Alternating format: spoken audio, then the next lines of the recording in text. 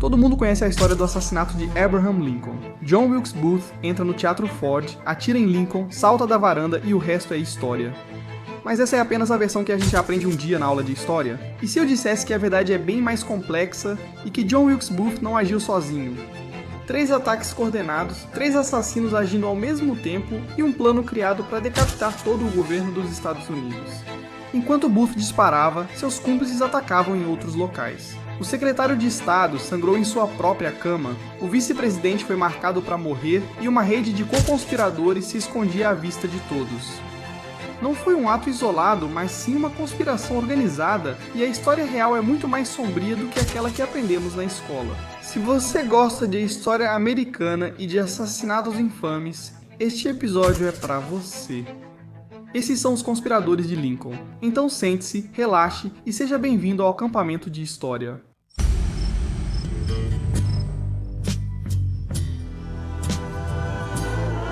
E aí pessoal, sejam bem-vindos de volta ao acampamento de história. Meu nome é Mark Ganon e obrigado por se juntar a mim aqui na minha tenda. Toda semana a gente explora algumas das histórias mais interessantes e controversas do mundo e da história.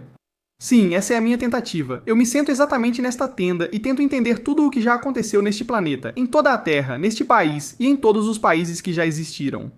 É só uma tarefinha pequena, mas alguém precisa fazer. Esse é o meu empurrar a pedra morro acima. Eu sou Sísifo e a pedra é tudo o que já existiu. Como sempre, eu não consigo fazer isso sozinho. Preciso de vocês assistindo em casa, muito obrigado, e também do meu bom amigo. Christos Pacadaporos, o grego livre Christos, Jesus Carlispera, Mark Carlispera, Carlispera, Ticanes, Calé, o quê? Tudo bem, já chega, ok? O público já está ficando entediado. Eles não gostam de ouvir você falando inglês e definitivamente não querem ouvir você falando grego. Eles deixaram isso bem claro, muito claro. Como foi meu grego agora? Até que foi bom. Estou aprendendo só por sua causa. Pessoal, hoje não vamos falar de nada grego, mas sim do único e inigualável John Wilkes Booth, o homem que matou Abraham Lincoln, um dos melhores presidentes de todos os tempos. Nós já fizemos um episódio inteiro sobre assassinatos de presidentes americanos. Passamos por uma antologia de todos os casos bem-sucedidos e dos muitos casos de tentativas. Praticamente todo presidente dos Estados Unidos da América já recebeu ameaças de morte. E a história de John Wilkes Booth e Abraham Lincoln é bem mais complexa do que parece. Pra ser sincero, isso não tem muito aquela vibe de conspiração maluca. São apenas fatos reais que aconteceram e que raramente são comentados. E existem tantas coisas absurdas nesse plano que eu estou muito animado pra falar sobre isso hoje. Mas, pra entender tudo, a gente precisa voltar ao começo de tudo. Tenho certeza de que vocês sabem, de forma geral, quem foi Abraham Lincoln, né? 4 vezes 27 anos atrás, aquela coisa toda. Isso mesmo, 4 vezes 27 anos. Discurso de Gettysburg. Sabe de qual eu estou falando? Hoje a gente vai falar sobre John Wilkes Booth. E é aqui que a nossa história começa. John Wilkes Booth nasceu em 10 de maio de 1838, em Bel Air, Maryland.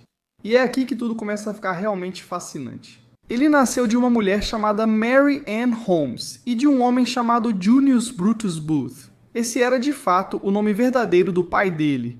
Agora, se você não sabia, esse é um daqueles fatos curiosos da história que eu acho fascinantes. O pai dele realmente se chamava Junius Brutus Booth. E se você está familiarizado com quem foi Junius Brutus, ele é literalmente o cara que mata Júlio César. Não só na peça de Shakespeare, sabe, Júlio César, mas o próprio Júlio César histórico. Quando César diz, "Et tu, Brute", ele está se referindo a Junius Brutus. Ou seja, o pai dele recebeu o nome do homem que matou o chefe de estado da Roma Antiga. Uma curiosidade maluca, é quase como se ele estivesse, sei lá, destinado a assassinar um líder. Não quero comparar Abraham Lincoln a Júlio César, mas pense neles como chefes de estado, entende? Homens geralmente amados pelo povo, mas que alguns enxergavam como tiranos. E deixa eu te contar, John Wilkes Booth via Lincoln como um tirano, mas pelos motivos errados. Abraham Lincoln libertou os escravizados e buscava unir o país, mas John Wilkes Booth, por ser racista, não concordava com isso. Enfim, vamos falar mais sobre isso depois. Mas já de cara é uma loucura pensar que ele literalmente nasceu de um homem com o nome do sujeito que esfaqueou Júlio César. Ele era um dos mais novos de 10 filhos, o nono de 10, e para a época já era uma estrela. O pai dele, Junius, foi um dos maiores atores shakespearianos do início dos anos 1800, mas também era extremamente instável. Ele bebia muito. Em uma ocasião, chegou a escrever uma carta para Andrew Jackson ameaçando assassiná-lo. Depois escreveu outra pedindo desculpas. Foi uma situação e tanto. E o John, sinceramente, herdou muita coisa disso do pai, como dá para imaginar, né? John era um dos irmãos mais novos e sentia muito ciúme do irmão, Edwin, que acabaria se tornando algo como o Daniel Day-Lewis da época. Ainda hoje existe o Teatro Booth, em Nova York, nomeado em homenagem a Edwin Booth, irmão de John Wilkes Booth, o que é bem curioso. Aos 20 anos, John Wilkes Booth já ganhava muito dinheiro. Ele era um ator famoso e, entre 1863 e 1864, John Wilkes Booth ganhou quase $1 milhão em valores atuais. Isso dava cerca de $20 mil na época, mas lembre-se, o salário anual era de 25 mil, então ele praticamente ganhava a mesma coisa. Tudo isso apenas como ator, e ele se apresentava no Sul, onde era praticamente idolatrado. Quero dizer, ele andava por aí, mulheres jogavam flores e críticos o chamavam de o homem mais bonito da América. Outros atores o descreviam como impossível de não admirar, como se ele fosse basicamente o ator mais amado de todos. Mas no Sul daquela época, John Wilkes Booth mostrava que sucesso, dinheiro e adulação não eram suficientes. Ele queria o nível de respeito de Edwin, e ao longo de toda a vida, o irmão sempre foi um pouco mais requisitado. Mais admirado, mais reverenciado, mais respeitado. No meio teatral, Edwin chegou a proibir John de atuar perto de suas apresentações, com medo de sobrecarregar o teatro americano com a família Booth. Então, para realmente entender John, é preciso saber que ele amava Shakespeare, amava as mulheres e amava profundamente o Sul. Maryland, onde ele nasceu e vivia, fazia parte da União, mas Booth se considerava confederado. Ele contrabandeava suprimentos médicos para as tropas confederadas. Viajava para o Sul para se apresentar e levava quinino para ajudar as tropas sulistas a combater a malária. Ele chegou a se juntar a uma companhia da Virgínia que capturou e executou o abolicionista John Brown após o ataque a Harper's Ferry. O sujeito era basicamente um ideólogo convicto. Então, enquanto a Guerra Civil começava, John odiava o Norte, e esse ódio só crescia com o tempo. Ele chamava Lincoln de tirano e de republicano negro que estava destruindo a Constituição. Em festas ele literalmente fazia brindes dizendo: "Espero que o tirano morra". Mas o ódio dele não era apenas político, era pessoal. Quando Lincoln foi reeleito com uma plataforma que basicamente defendia a abolição da escravidão, Booth disse à irmã, Ásia: "A aparência, a origem, as piadas grosseiras, os sorrisos vulgares e a política daquele homem envergonham o cargo que ele ocupa." Ele realmente acreditava que Lincoln estava levando a América simplesmente ao caos. Ele odiava ideias como a miscigenação racial e o que chamava de destruição da civilização branca. E isso não eram apenas desabafos de bêbado naquela época. Em 1864, Booth já planejava sequestrar Lincoln e levá-lo secretamente para Richmond, na Virgínia. Então é importante entender, John Wilkes Booth era, de fato, um ideólogo confederado do Sul e profundamente racista. Ele pensava assim, sabe, algo do tipo: "Nós precisamos disso, somos uma nação branca, temos que proteger isso, não podemos permitir a mistura racial." E esse cara, Abraham Lincoln, está tentando levar o nosso país ao caos ao permitir a igualdade. Ou seja, ele era exatamente quem parecia ser. E o que é louco é que existe outra coincidência aqui que faz tudo parecer quase inacreditável. O irmão de John Wilkes Booth, Edwin, aquele que ele admirava e queria ser. Ele literalmente salvou a vida do filho de Abraham Lincoln. Só como uma curiosidade maluca. Robert Todd Lincoln, que por sinal teve várias coisas estranhas na própria vida. Basicamente, Robert Todd Lincoln caiu nos trilhos do trem em uma estação lotada em Nova Jersey. Isso foi em 1864 ou 1865. Edwin Booth agarrou o jovem Robert Lincoln, de 21 anos, pelo colarinho e o puxou de volta para a segurança. E Robert reconheceu o ator famoso e ficou tipo: "Caramba, você acabou de salvar a minha vida? Muito obrigado." E Edwin nem percebeu de quem era o filho que ele tinha resgatado até muito tempo depois. Então é isso. Um Booth literalmente salvou um Lincoln, e o outro matou um Lincoln. Mais um detalhe completamente maluco dessa história, mais uma curiosidade insana dessa saga inteira. A única vez em que os três Booths, Juniors, o pai, Edwin e John Wilkes Booth, atuaram juntos foi numa produção de Júlio César de Shakespeare, em novembro de 1864. E John Wilkes Booth interpretava Marco Antônio, o personagem da peça que vinga o assassinato de César. Então, como uma espécie de premonição, todos esses paralelos são simplesmente insanos. John Wilkes Booth criou o primeiro plano, que era o sequestro. No fim de 1864, com a Confederação perdendo a guerra, Booth ficou completamente descontrolado. Então ele bolou esse plano: sequestrar Lincoln e chantagear a União para trocar prisioneiros de guerra pela libertação dele. E assim manter o esforço confederado vivo. E é aí que tudo começa a se encaixar. Ele reúne uma equipe em uma pensão em Washington, administrada por uma mulher chamada Mary Surratt. Ela era uma empresária viúva cuja casa acabou se tornando o quartel-general de simpatizantes confederados e basicamente o centro das conspirações. Booth é apresentado a John Surratt, filho de Mary e mensageiro confederado. Ou seja, um homem que levava mensagens do sul para o norte e do norte para o sul. Ele acabou se tornando um intermediário. Eles se conheceram por meio do Dr. Samuel Mudd, que vai ser importante mais adiante, mas já chegamos lá. Booth continuava perguntando a Surratt sobre trilhas que ligavam Washington ao rio Potomac, sem explicar o motivo.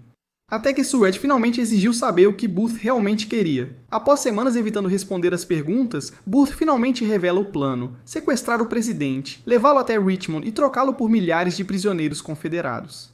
A equipe dessa operação era pequena. Tinha David Herold, braço direito de John Wilkes Booth. Ele era um assistente de farmacêutico de 22 anos, que o acompanhava para todo lado e conhecia bem as estradas secundárias do sul de Maryland por causa das caçadas.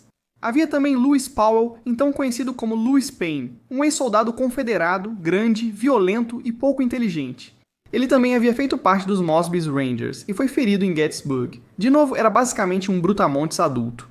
E aí tinha George Atzerodt, que seria o responsável pela fuga. Ele era basicamente um imigrante alemão que trabalhava consertando carruagens. Apesar de viver na América havia quase toda a vida, ele não falava inglês muito bem. Então esse era o grupo, esse era o time de malucos que planejava sequestrar Lincoln. Booth basicamente treinava os trajetos pelas estradas secundárias de Maryland. Enquanto isso, os conspiradores estocavam cordas, clorofórmio e pistolas, guardando tudo no sótão da casa dos Surratt. Basicamente, Booth e seus cúmplices não sabiam como concluir o plano, então criavam vários cenários diferentes. Uma ideia completamente insana era sequestrá-lo dentro do teatro, amarrá-lo, descê-lo da varanda até o palco e depois tirá-lo dali. Esse plano fracassou por motivos óbvios, então decidiram emboscar a carruagem de Lincoln quando ele estivesse voltando de uma peça. Mas para azar deles, Lincoln mudou a agenda no último minuto e permaneceu em Washington. Depois de semanas de tentativas frustradas, o plano de Booth estava desmoronando, assim como o próprio esforço confederado. Então veio o golpe final. Em 9 de abril de 1865, Robert E. Lee se rendeu ao general Ulysses S. Grant no tribunal de Appomattox. E pronto, o Sul estava acabado. A resistência confederada chegou ao fim e a União venceu a guerra. Isso faz Booth surtar de vez e abandonar o plano de sequestro. Agora ele não tinha mais nenhuma vantagem. A guerra havia praticamente terminado e ele decidiu partir para algo muito mais sombrio, o assassinato. Então, quando eles se reuniram para uma nova tentativa no começo de abril, Booth revelou um novo plano ao grupo. O objetivo agora era assassinar o presidente e pelo menos outros 3 líderes do norte. Eles queriam matar o vice-presidente Andrew Johnson, o secretário de Estado William Seward e Ulysses S. Grant. 5 dias depois, em 14 de abril, Lincoln decidiu tirar uma noite de folga. Por coincidência, o Teatro Ford apresentava a peça Nosso Primo Americano, uma comédia no estilo britânico. Os Lincolns iriam ser acompanhados por Ulysses S. Grant e sua esposa, Julia. Mas Julia e Mary Lincoln não se davam bem naquela época. Então, claro, como você já imagina, Ulysses e a esposa acabaram desistindo. Lincoln então convidou o Major Henry Rathbone e sua noiva, Clara Harris, que aceitaram o convite. Naquela noite, Mary estava com dor de cabeça e queria ficar em casa, mas Lincoln disse que os jornais já haviam anunciado sua presença, então ele não podia faltar. Ele disse a William Crook: "Anunciaram que estaremos lá. E eu não posso decepcionar o povo. Caso contrário, eu não iria." Se a sua esposa reclamar de dor de cabeça ou não quiser sair, simplesmente escute o que ela diz. Talvez seja um presente ou um sinal de Deus, só isso. Estou dizendo isso porque o que acontece depois vocês basicamente já sabem. Naquela tarde, John Wilkes Booth passou no Teatro Ford para pegar sua correspondência mais uma vez. Ele se apresentava ali com frequência, então sua correspondência era enviada diretamente para o teatro, algo que ele fazia o tempo todo. Enquanto conversava com a equipe, ele soube que Lincoln e Grant eram esperados naquela noite, sem saber que Grant havia desistido.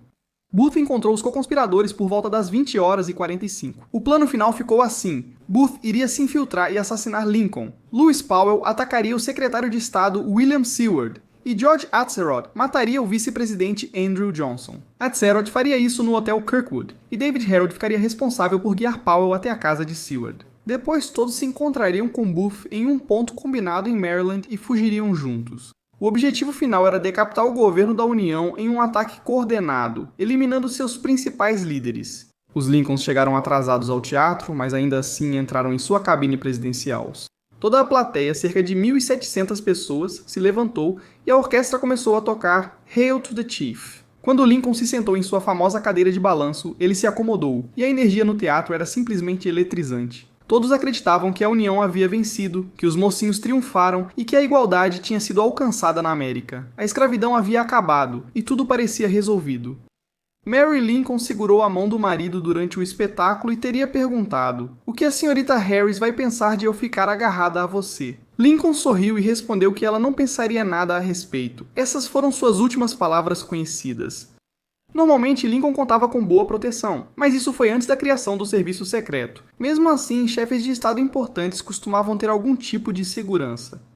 Naquela noite, porém, a segurança falhou. Ward Hill Lamon estava em Richmond, e William Crook havia tirado folga mais uma vez. Todo mundo estava tipo, cara, a guerra acabou, os mocinhos venceram, vamos seguir em frente, está tudo bem. O responsável pela segurança era o oficial John Frederick Parker, mas Parker já tinha fama de ser pouco confiável. Ele acumulava várias anotações disciplinares antes mesmo de ser designado para proteger o presidente. Naquele dia, ele chegou 3 horas atrasado e deixou o camarote presidencial sem vigilância durante o intervalo, para ir beber no Star Saloon ao lado, que por coincidência era o mesmo bar. Booth já estava lá antes do assassinato, por volta das 22h10.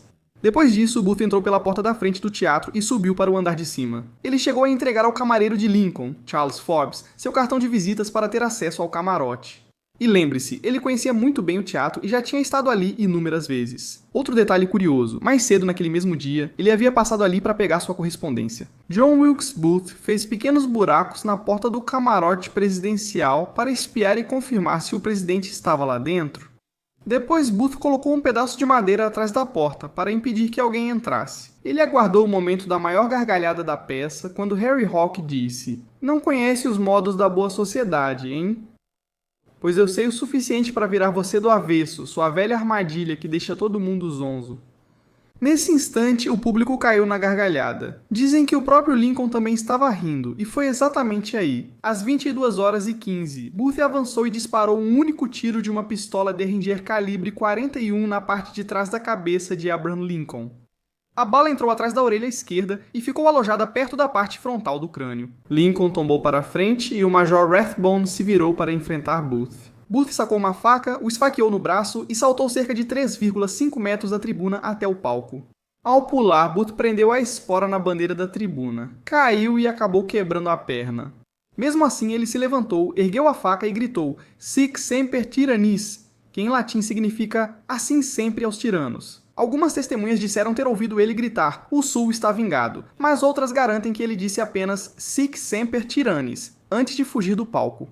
No começo, o público achou que aquilo fazia parte do espetáculo, como se fosse um personagem excêntrico em meio à comédia britânica. Ninguém entendeu o que estava acontecendo até Mary Lincoln gritar, espalhando o caos pelo teatro. O Major Joseph Stewart, oficial do exército que estava na primeira fila, saltou para o palco e tentou perseguir Booth em meio à confusão. Booth ainda agrediu o maestro William Withers Jr. Vale lembrar que naquela noite havia muitos militares na plateia.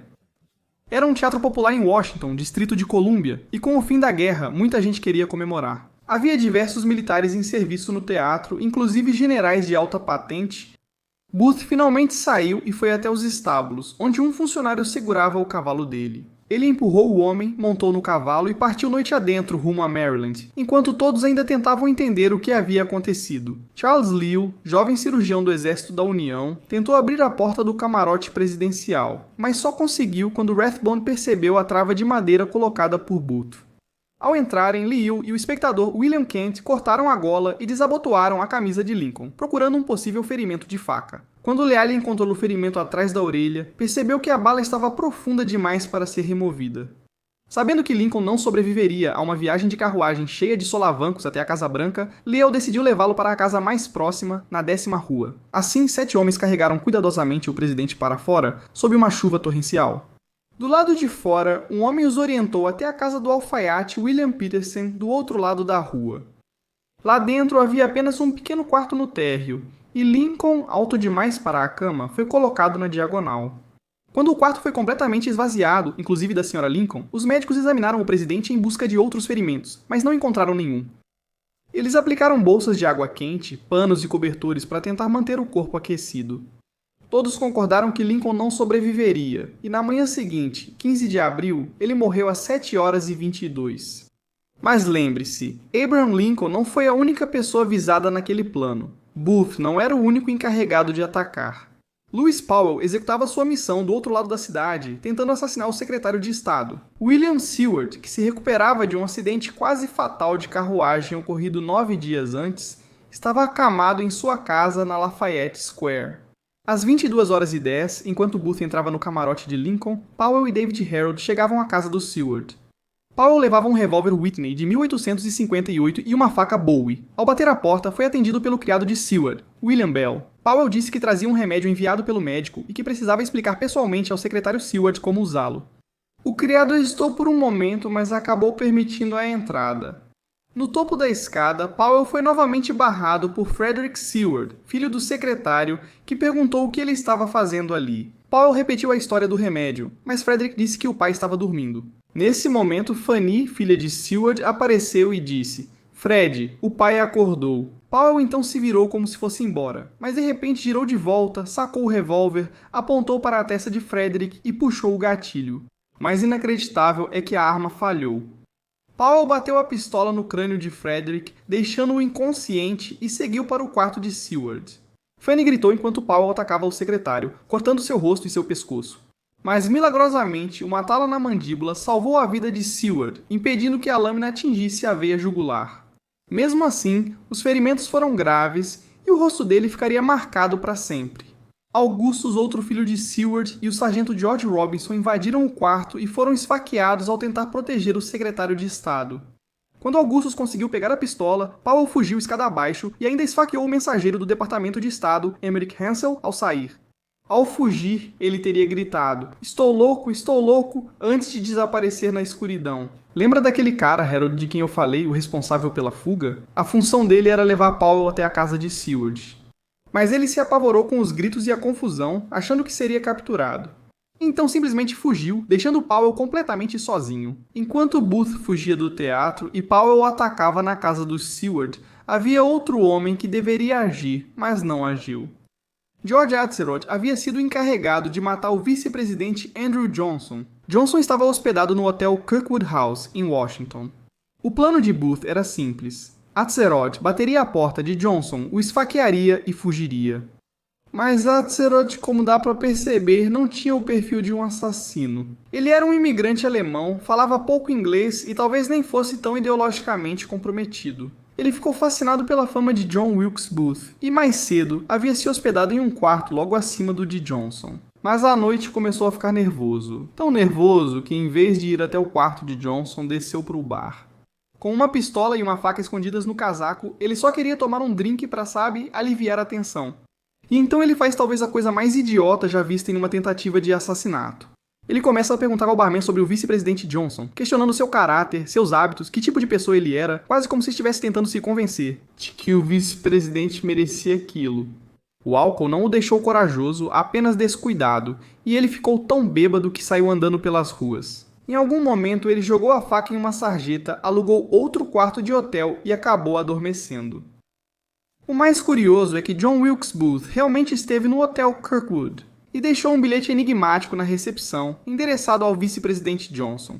O bilhete dizia literalmente: "Não quero incomodá-lo, você está em casa, J. Wilkes Booth." Historiadores ainda discutem os motivos, mas alguns acreditam que Booth queria confirmar se Johnson estava ali, enquanto outros acham que ele queria incriminar o vice-presidente, deixando uma pista como uma espécie de migalha de pão. Isso faria as pessoas questionarem por que o vice-presidente estaria em contato com, você sabe, simpatizantes do Sul e conspiradores, talvez insinuando que o vice-presidente desejava a morte de Abraham Lincoln para assumir a presidência.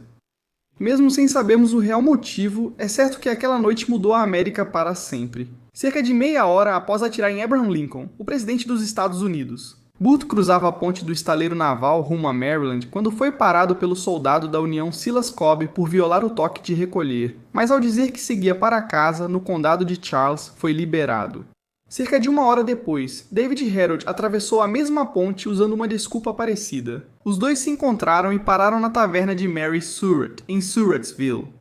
Lá, eles recuperaram armas e suprimentos que haviam sido deixados previamente para a fuga. De lá, cavalgaram durante a noite até a fazenda do Dr. Samuel Mudd, um homem que Booth já conhecia por meio de John Surratt. Lembre-se de que a perna de Booth estava quebrada desde o salto da tribuna para o palco no Teatro Ford. O Dr. Mudd tratou a fratura, fez muletas e permitiu que Booth descansasse até o dia seguinte. Depois de deixarem a casa dos Mudd, Booth e Harold seguiram para as propriedades de Samuel Cox e Thomas Jones, simpatizantes confederados. Jones os escondeu por 5 dias no pântano Zaqueus, levando comida e jornais enquanto eles permaneciam escondidos. E Booth ficou genuinamente surpreso ao ler os jornais. Ele esperava que as pessoas o amassem, que o idolatrassem, acreditava que seria visto como alguém que salvou a América. Mas em vez disso, a opinião pública, tanto no norte quanto até mesmo no sul, o enxergava como um criminoso. Na mente dele, era um herói, incorporando Brutus e acreditando que estava salvando a Confederação e a América. Da mesma forma que Brutus teria salvado Roma de Júlio César, o tirano. E ele escreveu: "Por agir como Brutus, fui chamado de assassino, mesmo tendo derrubado um tirano ainda maior do que qualquer outro conhecido." Ele não conseguia acreditar. Pensava literalmente: vou fazer isso e serei reverenciado como um herói. Vou ser amado. Mais do que Edwin ou do que meu pai, serei lembrado como o homem que derrubou o maior tirano da América. Esse era o nível do comprometimento ideológico e racista de John Wilkes Booth. Assim, em 24 de abril, John Wilkes Booth já estava foragido havia 10 dias. A perna quebrada havia sido imobilizada e tratada pelo Dr. Mudd. Mas todo o trajeto pelos pântanos e pela lama acabou piorando muito o estado da perna. Isso na prática os obrigava a parar o tempo todo pelo caminho. Depois de várias noites na mata, os dois cruzaram o rio Potomac rumo à Virgínia e chegaram à fazenda de Richard Garrett, perto de Port Royal. Booth se apresentou usando o pseudônimo Boyd, dizendo ser um soldado confederado ferido voltando para casa. Os filhos de Garrett acreditaram na história e lhes ofereceram abrigo no celeiro de tabaco nos fundos da propriedade. Booth ainda se gabou de seu tempo no exército confederado e disse que o ferimento havia sido causado por um tiro da União. Mas 2 dias depois, em 26 de abril, os Garrett começaram a desconfiar, e com razão.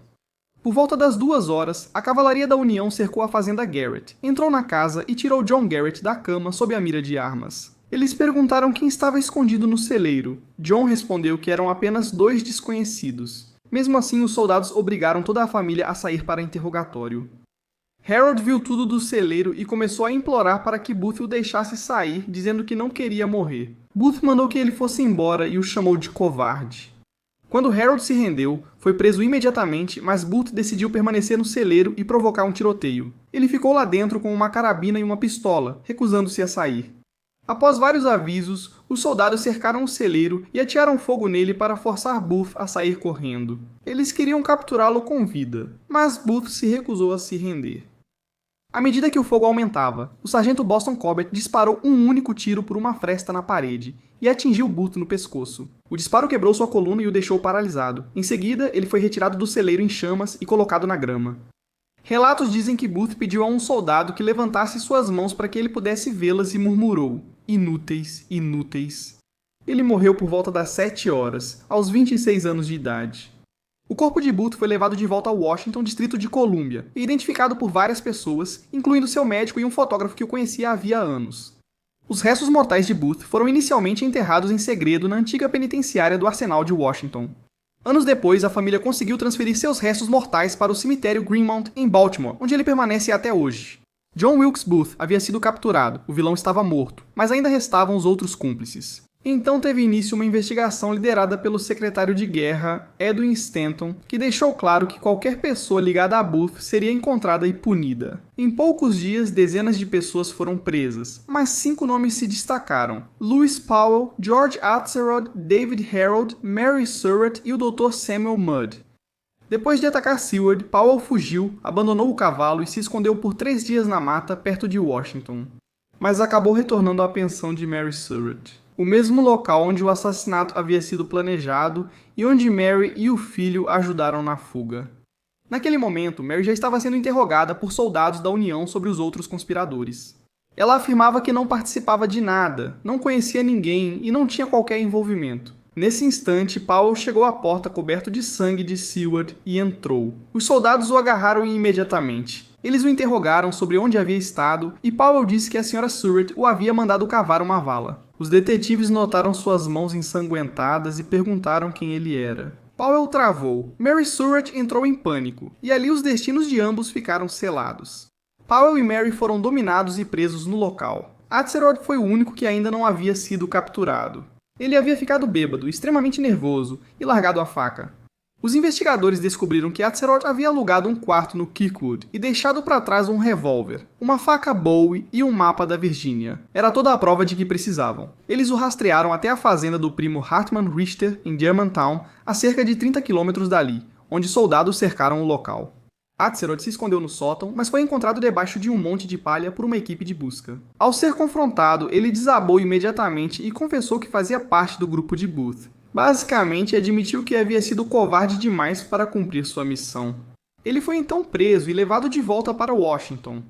A história de Harold terminou na fazenda Garrett, mas após ser capturado, ele foi mantido a bordo do United States Ship Montauk, onde foi interrogado. Por dias ele tentou se apresentar como um seguidor inocente. Dizia que não sabia o que estava fazendo, que era apenas um garoto obedecendo Booth, mas isso não convenceu ninguém. E claramente, o envolvimento do Dr. Samuel Mudd talvez seja o aspecto mais estranho de toda essa história. A ligação dele ficou clara quando os detetives refizeram os passos de Booth e ouviram moradores falando de um homem ferido que havia parado na casa de um médico do interior. Quando as tropas chegaram à fazenda de Mudd, perto de Bryantown, em Maryland, começaram a interrogá-lo. Mudd disse que havia atendido um estranho ferido chamado Booth, mas afirmou não reconhecer o famoso ator. A mentira, porém, não se sustentou. Ao vasculharem a casa de Mudd, os investigadores encontraram botas de montaria masculinas com Joe Wilkes gravado no couro. Diante das provas, Mudd desmoronou e admitiu que havia mentido sobre a identidade de Booth. Ele foi preso e levado para Washington, onde se juntou aos outros detidos. No início de maio, todos os principais conspiradores já estavam sob custódia. Stanton determinou que fossem julgados por uma comissão militar e não por um tribunal civil. A acusação alegava que o assassinato de Lincoln havia sido um ato de guerra. O julgamento começou em 9 de maio de 1865, durou semanas, contou com mais de 360 testemunhas, e, em 6 de julho, Powell, Harold, Atzerodt e Mary Surratt foram condenados à morte. As execuções ocorreram às 13h26. No dia seguinte, no pátio da prisão do Arsenal de Washington, com cerca de 1000 pessoas alinhadas para assistir. Mary Surratt foi levada vestindo um vestido preto e um véu. Dizem que ela sussurrou aos guardas suas últimas palavras. Por favor, não me deixem cair. Lewis Powell ficou ao lado dela. O padre disse que ele iria para uma vida melhor, e testemunhas relataram que o próprio Powell ajustou o laço em seu pescoço. Antes de colocarem o capuz, David Harold foi o próximo. Ele estava apavorado e precisou de ajuda para subir quando o capuz cobriu sua cabeça. Suas últimas palavras foram apenas um adeus. George Atzerodt foi o último a subir ao cadafalso, visivelmente aterrorizado e rezando. Suas últimas palavras antes da queda foram: que possamos nos encontrar em outro mundo. Deus, leve-me agora.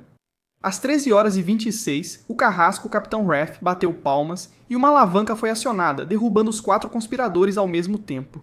Mary Surratt morreu quase instantaneamente, mas os outros ainda se debateram por alguns minutos antes de morrer. O oficial registrou no diário: queda de 6 pés, morte por estrangulamento, confirmada. Os corpos permaneceram pendurados por 25 minutos antes de serem retirados e declarados mortos pelos cirurgiões do exército. Eles foram enterrados em caixões simples de pinho, identificados apenas pelas iniciais. Depois eles foram enterrados em covas rasas junto ao muro da prisão. O Major Thomas Eckert, que estava presente naquele dia, relatou: foi uma cena solene. O trabalho foi feito de forma rápida e ordenada, sem exultação, apenas com a sensação de que a justiça havia sido cumprida. E não podemos esquecer do velho Dr. Mudd, que teve um destino diferente da morte. Ele foi condenado à prisão perpétua em Fort Jefferson, nas Dry Tortugas, mas depois recebeu perdão por sua atuação durante um surto de febre amarela. Curiosamente, a febre amarela acabou matando o único médico da prisão, justamente nas Dry Tortugas. Fica na costa da Flórida, um lugar meio insano, um forte do exército no litoral que você pode visitar até hoje. Mas basicamente a febre amarela se espalhou, e as prisões foram particularmente afetadas. Na prisão das Dry Tortugas, o médico morreu, e então o Dr. Mudd assumiu para cuidar dos doentes. Os soldados sobreviventes escreveram ao presidente Andrew Johnson o mesmo que Booth havia tentado mandar matar. Eles relataram como Mudd arriscou a própria vida para cuidar de prisioneiros e oficiais. O presidente Andrew Johnson concedeu perdão total a Mudd em 1869.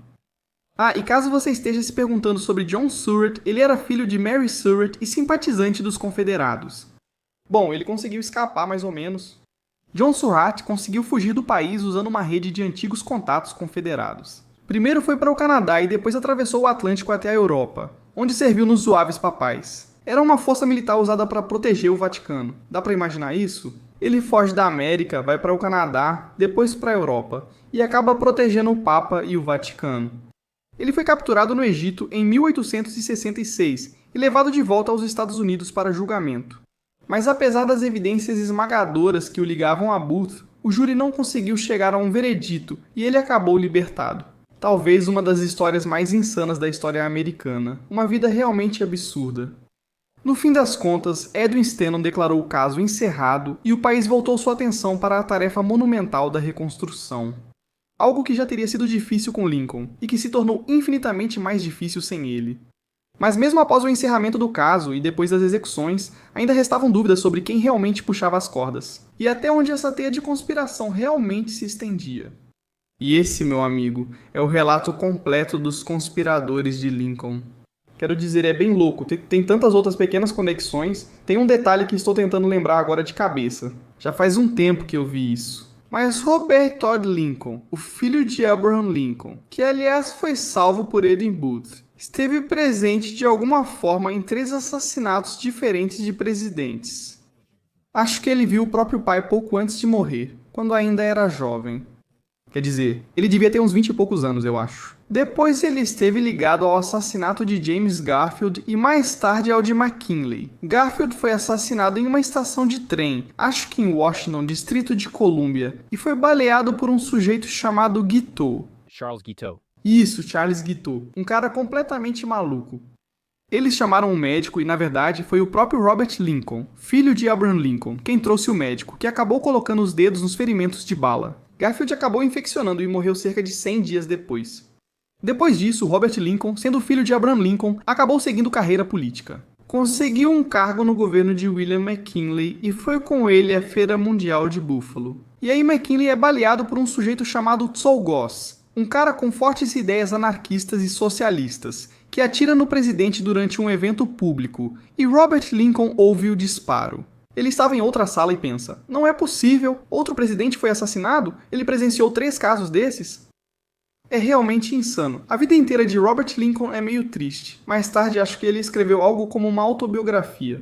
Ele diz algo do tipo, todo mundo me conhece como o filho de Abraham Lincoln, mas ninguém realmente conhece Robert Lincoln, nem eu mesmo. É de partir o coração. O pai dele é assassinado, ele trabalha com outros 2 presidentes que também são mortos. E ele acaba vagando pela vida como apenas o filho de um herói americano, sem nunca ser conhecido por quem realmente era. É tipo um boa sorte, Chuck, histórico e bizarro. Ele é o hobby do azar, cara, é realmente louco. Você sabia alguma coisa sobre os outros conspiradores do Lincoln? Ou sobre toda essa complexidade da história? Pra mim isso tudo é insano, eu nunca tinha ouvido falar disso.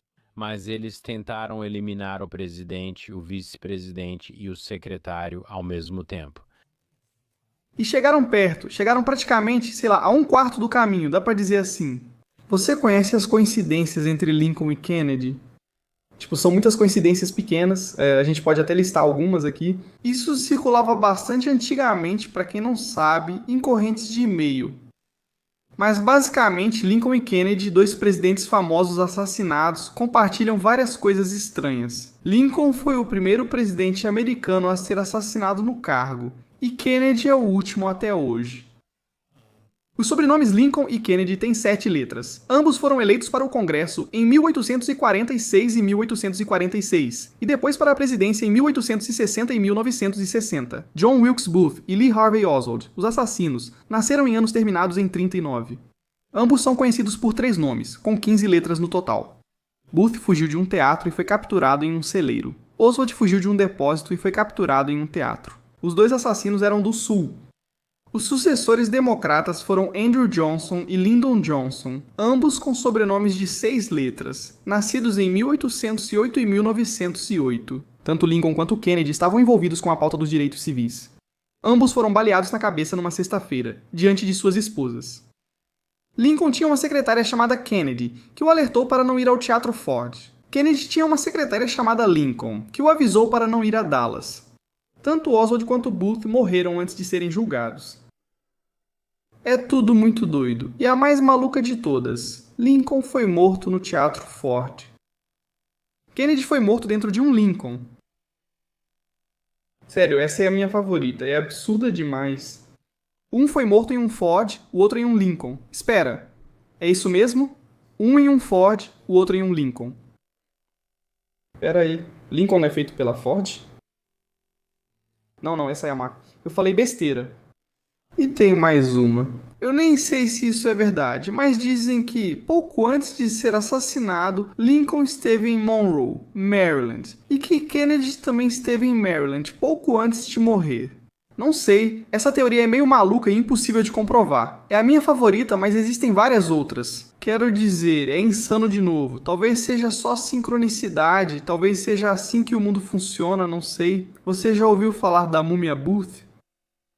Isso é uma coisa completamente maluca. Existem várias conspirações dizendo que John Wilkes Booth, na verdade, escapou, porque, de novo, ele teria sido queimado naquele, celeiro. Algumas pessoas dizem que havia outra pessoa com ele dentro do celeiro. Segundo essas teorias, o corpo que arrastaram para fora seria de outro homem, enquanto John Wilkes Booth teria escapado pelos fundos, e alguém foi confundido com ele. Alguns acreditam que nunca conseguiram encontrá-lo e que Stanton, o secretário de guerra, simplesmente declarou: "Nós o pegamos", mesmo sem tê-lo capturado de verdade. Existem várias teorias e pessoas que afirmam ter sido John Wilkes Booth. Uma das mais famosas envolve um andarilho chamado David George. Ele tirou a própria vida em Oklahoma, em 1903. Anos antes de morrer, moradores diziam que ele confessava em particular para algumas pessoas que, na verdade, era John Wilkes Booth. A história se espalhou, e um advogado de Memphis chamado Phineas Bates entrou no caso. Bates, com conexões com a família de George, decidiu reivindicar o corpo. E é aqui que a coisa fica estranha. Anos antes, Bates havia conhecido um homem no Texas chamado John St. Helen que, doente e achando que ia morrer, contou a ele a mesma história. Ele disse: "Eu sou John Wilkes Booth", como uma confissão de leito de morte. Então Bates já conhecia alguém que dizia ser Booth.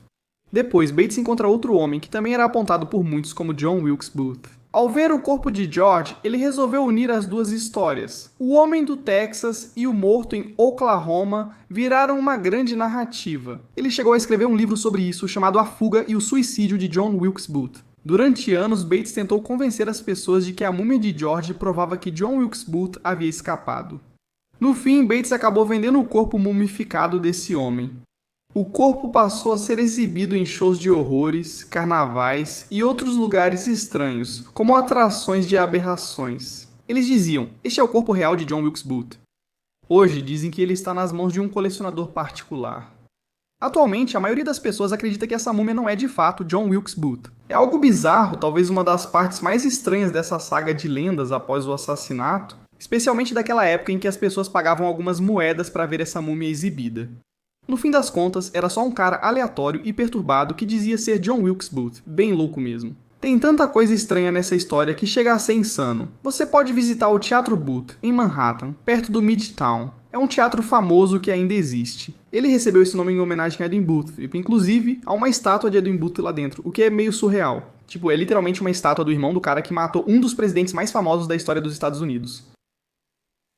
Coisa louca. Enfim, o que vocês acharam de tudo isso? Tem algo importante que eu deixei passar? Se você também é nerd de história, me avisa nos comentários se eu esqueci alguma coisa. E se perceber alguma dessas sincronicidades que eu adoro, essas conexões malucas entre tudo, comenta aí também. Me avise, eu leio todos os comentários, inclusive o mais curtido desse vídeo e dos próximos. E você pode ganhar um brinde grátis. Vamos nos encontrar lá com o General Stanton e o secretário de guerra.